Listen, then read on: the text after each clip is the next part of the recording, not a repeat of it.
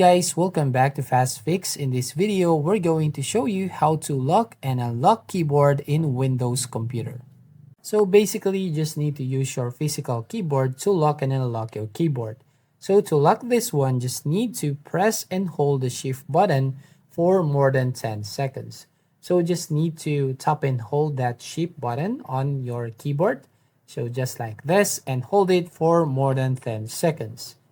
And then a message shows up here after 10 seconds.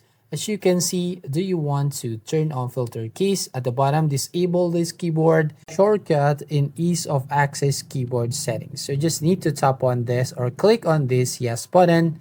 And if you try to type on your keyboard, as you can see, it will now lock your keyboard button. So if you want to unlock your keyboard, you just need to, again, use your physical keyboard, and from here again tap and hold the shift button for about 10 seconds.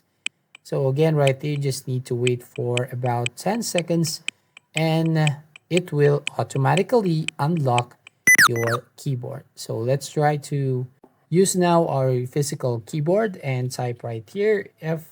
Now unlock the buttons here. For example, let's type, and that's it. That's how you basically lock and unlock your keyboard on your Windows computer. So if you find this video helpful, please consider to like and subscribe to the channel. And don't forget to hit the notification bell to notify you on the next video.